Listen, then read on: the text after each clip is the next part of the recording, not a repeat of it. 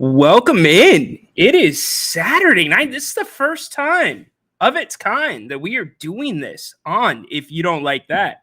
Yeah, I'm Ryan in Sacktown. This is the Saturday night scorecard. Let's kind of talk about what's going on. I mean, so much when we're on, it's dominated about Kings and Kings programming, what's happening with the team, especially when we're in season. But guess what? It's a great sports weekend. Kings in the middle of their road trip. They get back going tomorrow night. But today, NFL football super wild card weekend. Kansas City Chiefs advance in the NFL playoffs. They knock off the Miami Dolphins in the fourth coldest game in NFL history. Hey, throw some chats in there. I see 21 eyeballs up there. If you are tuning in for the first time, thanks for being here. I'm Ryan in Sacktown. This is the Saturday night scorecard where we talk about what we saw today in sports, talk about a little bit of football, talk a little bit about tomorrow with the Kings, whatever it may be. But yes, getting back to tonight, the game that just finished up, Miami Dolphins season is over. What's up? Thank you for being here. Appreciate it. Baby, oh yeah. Interesting. I like that. I like the back end of that handle. But anyways, Miami season's over. Grant's liking these Miami Dolphins to the Kings. He thinks this is the Kings equivalent in the NFL. Well, it showed tonight for Miami. A lot of what Grant has said in the past for them hung true. And I think you saw from the way that both teams opened up tonight, Kansas City and Miami on their opening drives. Kansas City came out playing like it was any other game. They came out playing like it was a perfect 75 degrees outside. Beautiful football weather. That's what Kansas City came out and played with. They were aggressive. They were throwing the ball down the field. Miami comes out and Kansas City scores, they score on their first drive. Miami comes out, run here, run there. It really didn't look like Miami got their legs under them. If you could even say Miami got their legs under them in this game tonight, late second quarter, that Miami defense was bending and not breaking. That's the best way to put it. Bending, not breaking. In that first half, and then the second half, tale of two stories. And this peacock experiment with the NFL, guys, I get it. If you're a Chiefs fan, I get it. If you live in a rural part of this beautiful nation, maybe you don't have reliable internet. So that rubs some the wrong way, but an exclusive game, primetime playoffs, that's going to be written into an NFL contract every single time for some network or some streaming platform. But you know, the one thing we probably could have done without the fourth quarter without commercials. Could there have been a worse game to have a game without commercials, or a fourth quarter without commercials? But anyways, my pleasure, Drought. Thank you for being here. Sea-Dog, what's up, my man? We're just doing a little Saturday night wrap up. I wanted to hop in. Look, you know what? It's been a while since I've been working with Grant, and a lot of basketball talk, right? And I want to get in here and, cut my teeth and really spend time with you guys, give you a platform, talk a little bit more than just Kings, but we can certainly talk Kings as well. But cut my teeth and put that time in and process what we just saw. Carf, what up, man? Dolphins were the great pretenders of the league. The Dolphins, dude, they were just that beautiful. I've used this. It's funny that Grant likened them to the Kings, but I've used this analogy in the past. The Dolphins or the Kings, in Grant's case, they're that beautiful sports car, right? It's the best car in the world when it runs. That 30 or 45 seconds you get out of that car, amazing, but it's always in the shop. It's, it's real touchy. It's soft. Yeah, that's Miami. They're just a little bit too pretty. And don't discount this about Miami. Miami had a lot, and I mean a lot of injuries down the stretch to some key guys. And even the guys that filled in, like Van Ginkel at outside linebacker, he even ends up getting hurt. Chubb got hurt, even though he played tonight. So they had the deck stacked against them. But I guess the question becomes, and we'll certainly talk about the first game as well, and want to get to your guys' questions and comments. But the question becomes, what happens with this Miami Dolphins team? I think they stay the same. I think they know where they need to improve, and that's toughness. But let's look past that question. Let's get to the bigger question.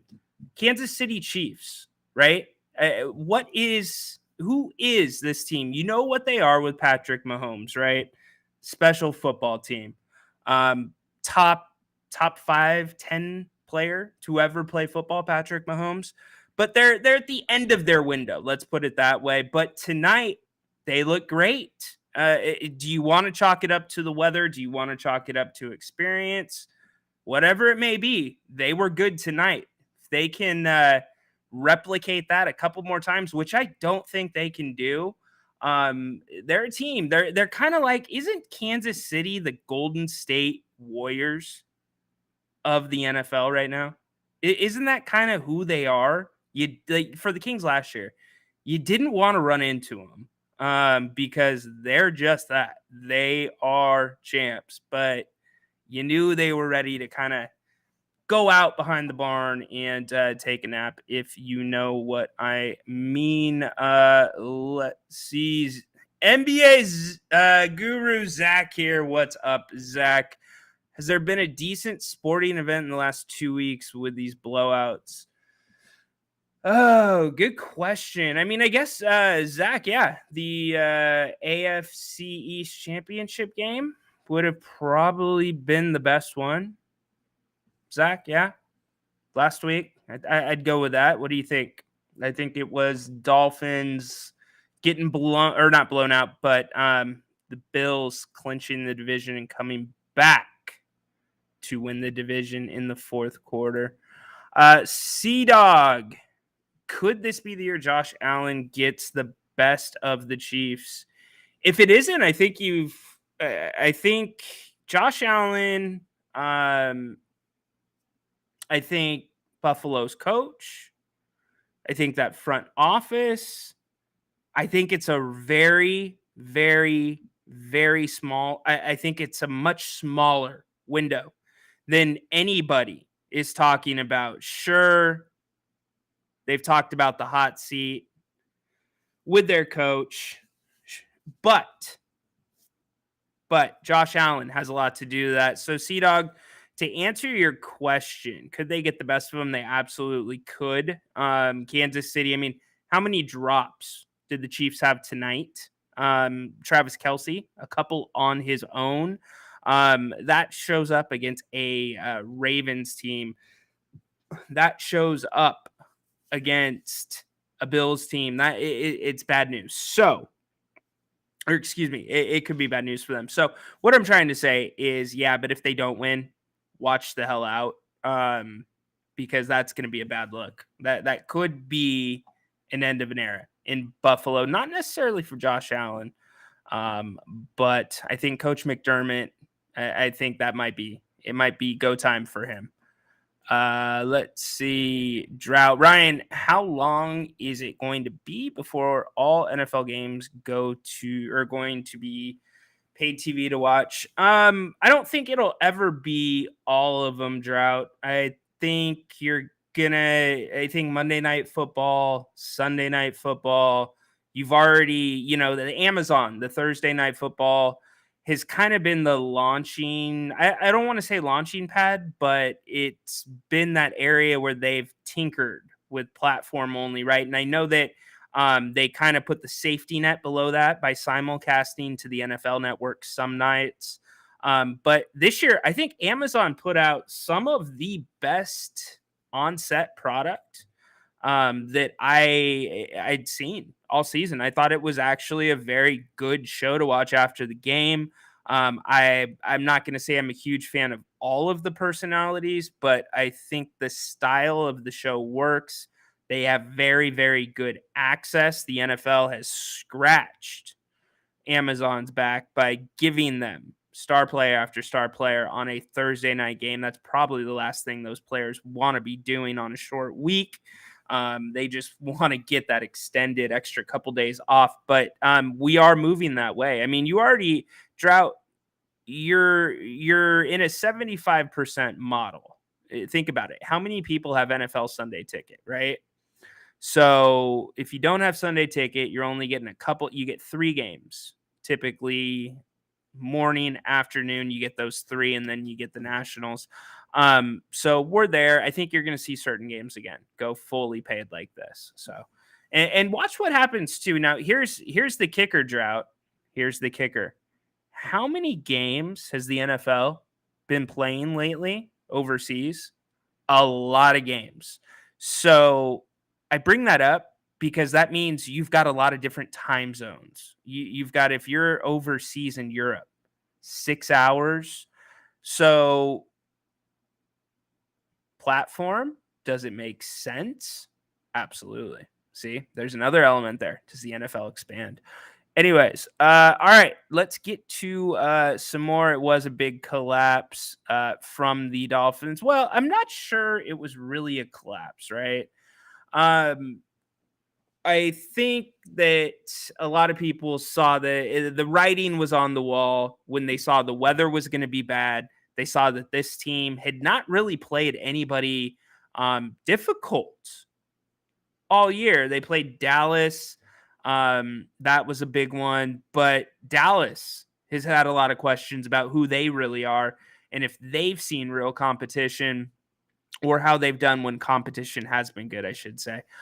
They've done bad as well. So getting back to the point, a lot of people saw this coming tonight. Unfortunately, the bottom line is the way the Dolphins play, it does not translate. It doesn't translate well across the board in the NFL when it comes to places with bad weather and such.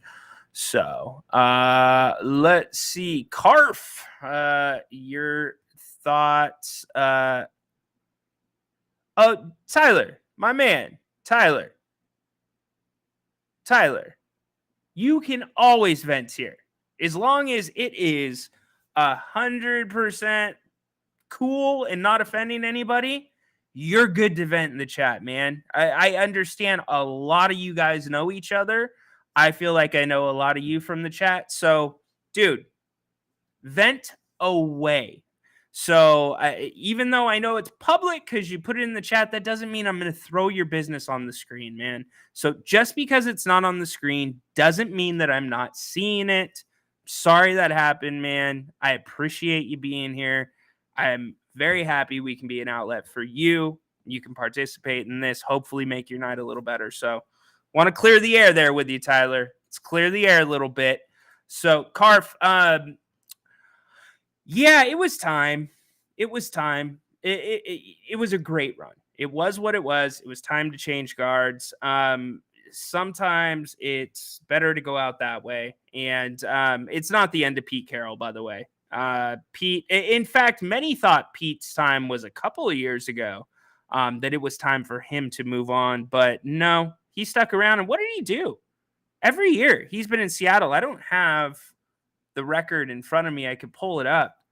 But once he got his program installed, though, first off, he brings a championship there. Realistically, it should have been 2 championships. Who the hell does not run the ball with Marshawn Lynch at the 1 yard line? And 1 yard line's being generous. It was more like the half yard line. Anyways, Seattle's been relevant.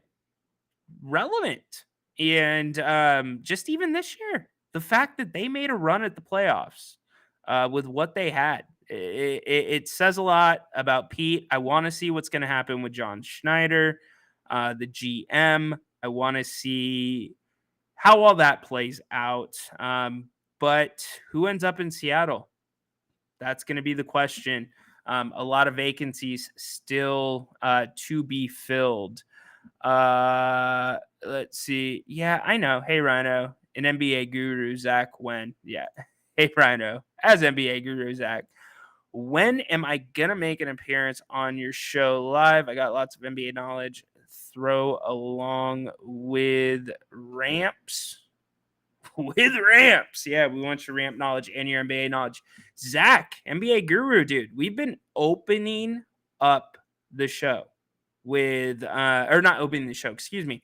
We've been opening the show up to callers, post-game show. So dude, just when we put the link out, come on in, buddy. We will get to your questions. I'm sure you will try to poke the bear a little bit with Napes.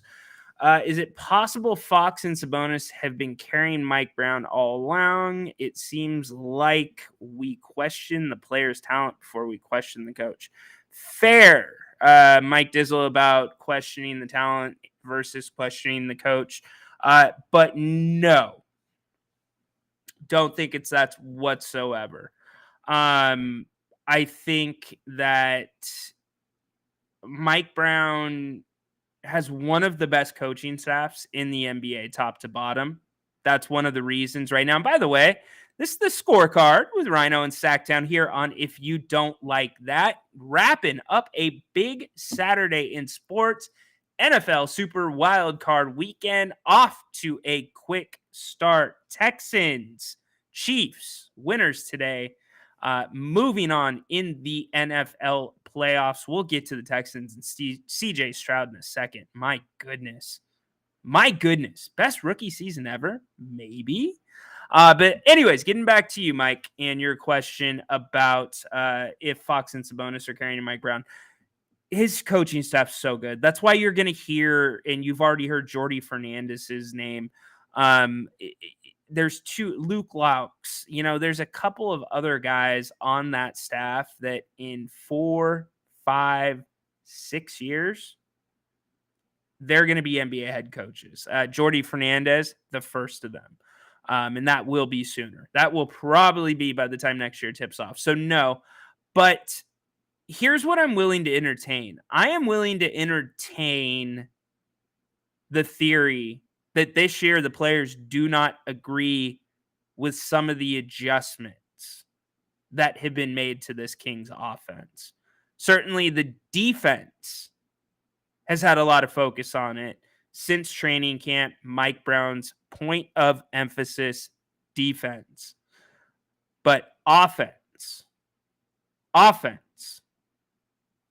is it for the Kings where I think the struggle is. Is it between Mike Brown and the players? I don't know. That if you put my feet to the fire with all my years of playing basketball, watching basketball, covering basketball, to me, it looks like the players and the coaches are not on the same page about something. Nothing big. It's big to fans. It's big to talking heads. It's content. But it's nothing big in the grand scheme of things to these NBA guys and to this Kings team. So we'll see. Keep your ear tuned. But no, I certainly don't think it's as straightforward as that, Mikey. Carf, Utah putting it down on the Lakers tonight. Utah's been playing better basketball lately, Carf. They really have. How is it not Lamar, Sea-Dog? I think it's got to be Lamar. Here's why. Look at what happens. This is just a very simple way to look at it. But the Ravens lose last week of the season, right? Lamar doesn't play. Brock Purdy. Is he as important to the Niners? No, not nearly as important to the Niners as Lamar is to the Ravens.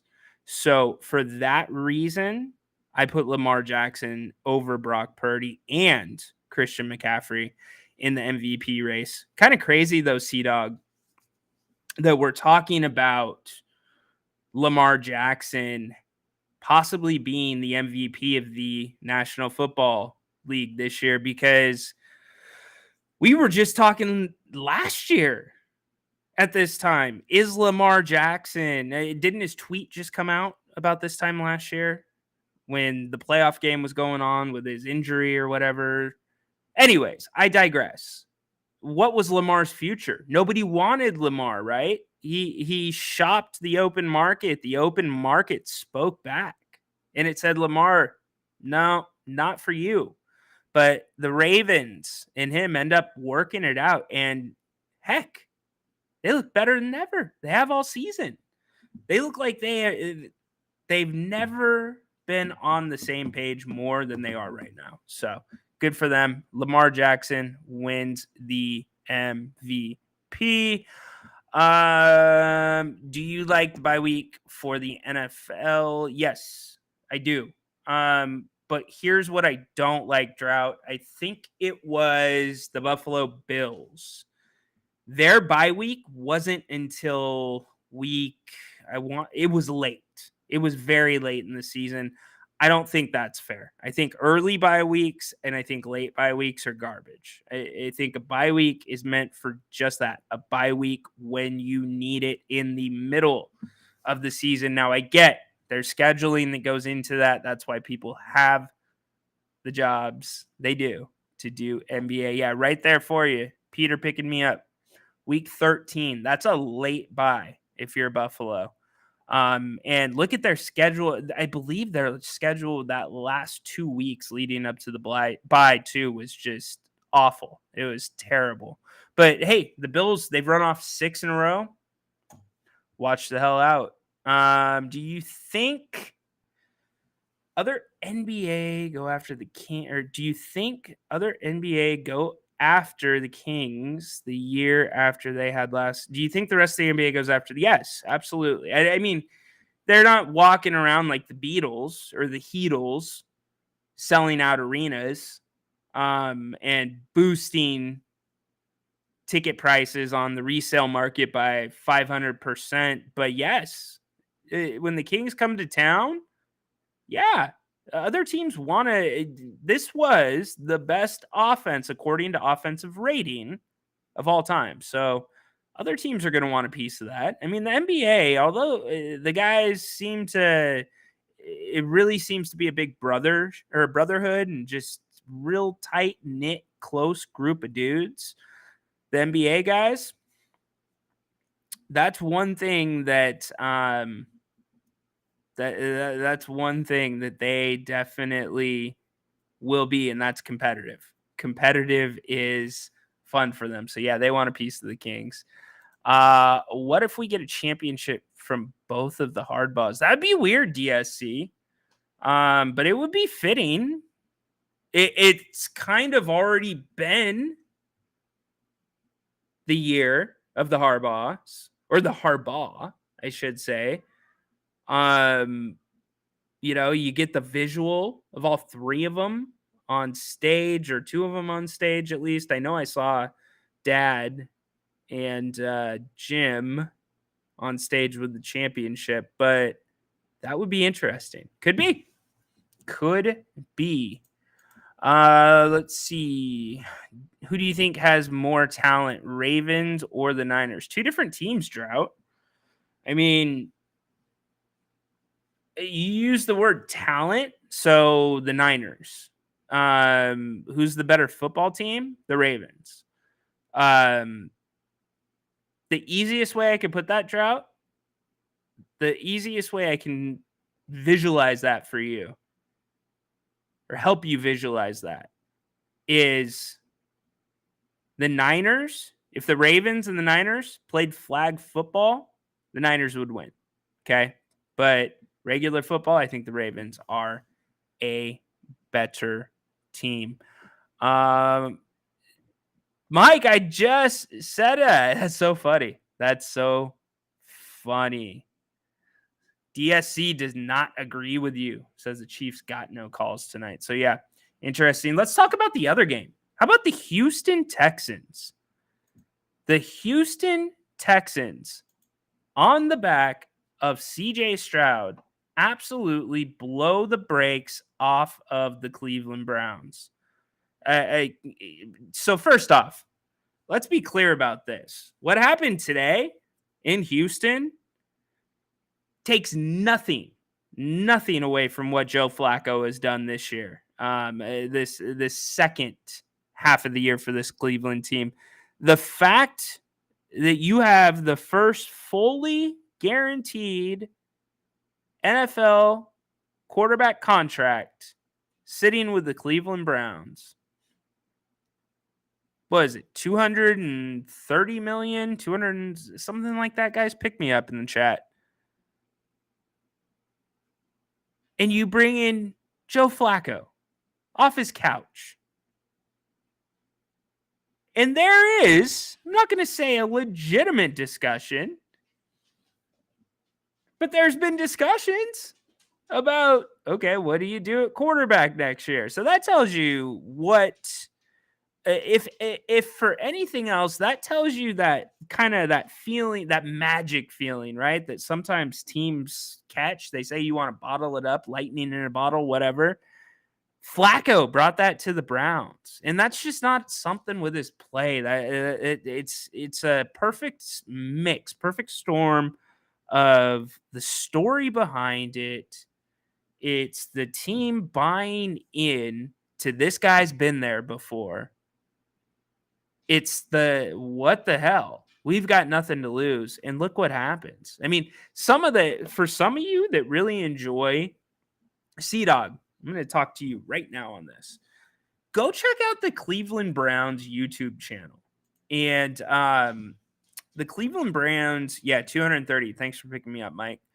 The Cleveland Browns YouTube channel. They do like it's a call of the game or whatever. And it's video of their radio guy doing their call of the game. Go listen to those calls, and it's not so much because the calls are so great, but like it's the atmosphere around them. Like you can tell that magic was in the air. So let's just put that aside. That's a pretty cool thing for Cleveland. So what Joe Flacco did for that team, yeah, right? Exactly, DSC. Yeah, 40-year-olds can do more than sling it around in a pair of Wranglers, right? The good old tech slinger. Where's he at today? Mr. Brett Favre. Anyways, so Dog, somebody's got to check on Panthers fans right now. Yeah. Maybe we'll give that job to you right now. What do you say, Dog? What do you say, Dog? But no, Houston Texans, let's talk about what they did. CJ Stroud,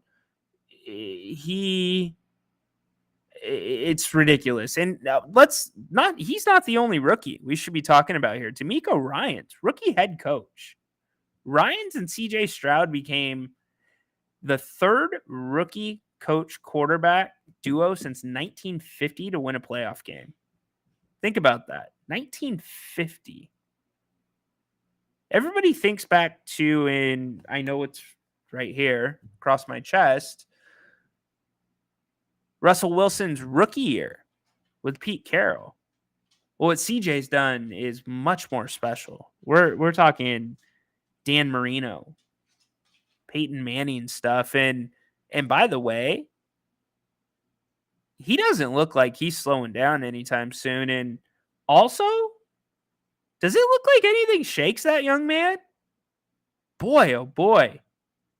Seems like him and Keegan Murray are certainly cut from the same cloth. But CJ Stroud, the real deal.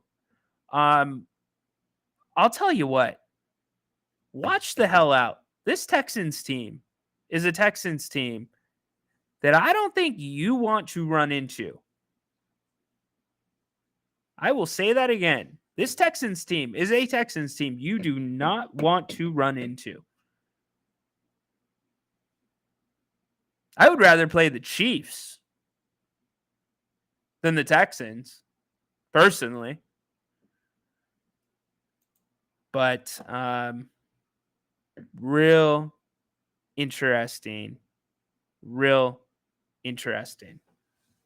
today in Houston. Houston wins. So, anyways, Saturday night scorecard, guys. Just wanted to check in a few minutes. We're going to do some of these every now and again and have some more fun. And so don't forget, though, tomorrow night, Kings. Got the Kings for you rolling into Milwaukee. Milwaukee will be on a back-to-back. They are currently, or they played Golden State earlier. So we will have full coverage of that for you. What do you think about Sabonis on the quarterback on Netflix? I think it's great. I love it. I think it's really cool. I don't expect that to be a distraction for him. He's one of those guys that's been fairly private about his family life. He's not somebody you hear about off the court a lot.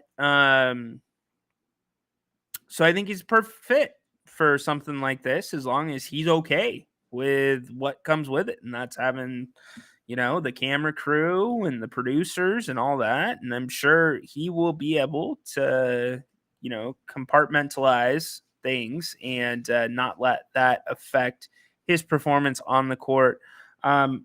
My guess is to a large chunk of it will likely be filmed in the off season, because what they'll probably do, and maybe I haven't even read the article on it, for just so you guys know. So throw in the chat if there's something that I should know about that I have not mentioned. But my guess is they will roll this out sometime right before the NBA season starts later this year, much like they rolled out the quarterback series before the NFL season. So check that out. I think that's a good time. Kuminga dropped 28 tonight. Yeah. So very good. Well, hey, Kings tomorrow night in Milwaukee. Normal coverage right here on If You Don't Like That. I will have the pregame show with you. Halftime is Jerry Reynolds. Always so much fun to have Jerry at halftime. It sounds old saying that. Always so much fun, and it sounds like generic, but it just is. It really is. It's just that straightforward and honest. It is that much fun being around Jerry Reynolds. If you can't smile when you're around Jerry Reynolds, go see the doctor.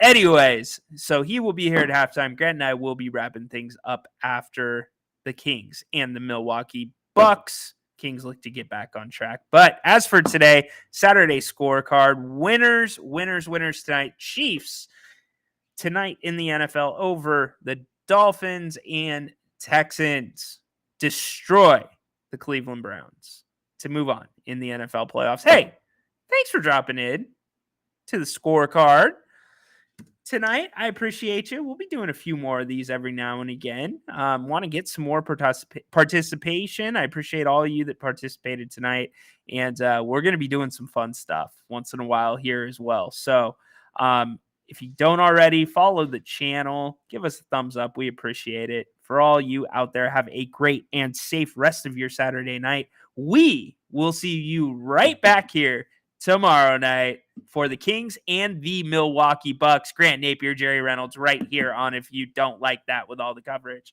So long.